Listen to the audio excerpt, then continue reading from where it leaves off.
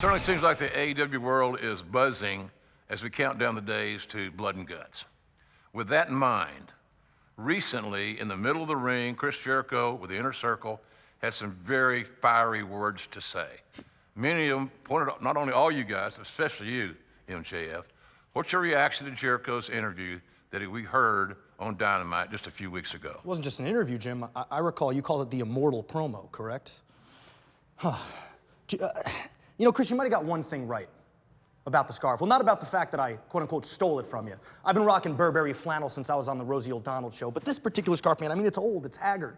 Plus, it's springtime, and War Dog, you know what that means. I believe Tully got me a gift. By the way, Tully is home right now, writing up the plays for Blood and Guts. He certainly did. Tully said, that it's silk season, Max.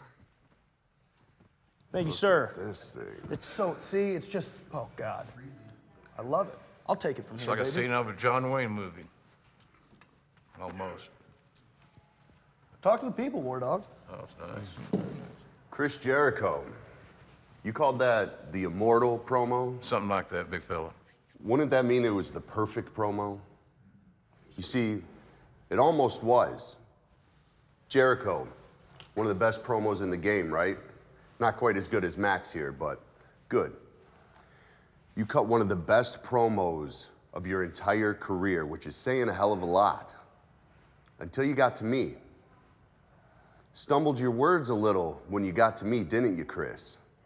Because the moment Wardlow came out of your mouth, you knew you were doing something wrong.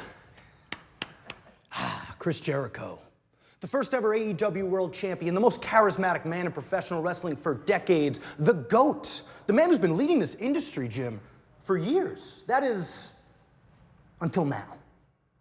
Now, you stand in front of a bunch of B's so you look like an A, you wrestle a bunch of A's so you don't look like a B, and when it comes to elevating the talent around you, Christopher, I'm gonna have to give you a big fat F. The Jericho rub. It apparently consists of intentionally trying to wrestle against people the fans already want to see and then claiming their popularity is all because of you. Just gonna throw some examples out there. I don't know. Kenny Omega, Hangman Adam Page, Cody Rhodes, Jon Moxley, Orange Cassidy, and now, moi. Smart, Chris. I don't blame you. And of course it's smart. For 30 years, you've been outsmarting every single person who's crossed your path. That is, till you met me. I'm the one guy you couldn't outsmart. I'm the one guy you couldn't hold underneath your thumb. And why is that? It's because I'm Maxwell Jacob Friedman. And I'm not great for 25. No, actually, Chris, that's horseshit!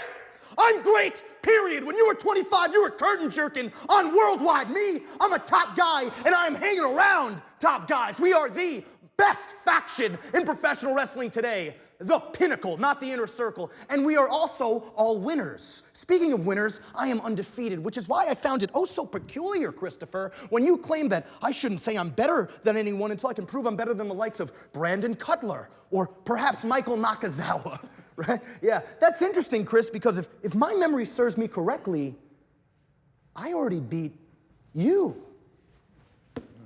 So interesting. Wonder where that puts me on the totem pole, huh, bud? I guess that would make me better than you, and you know it.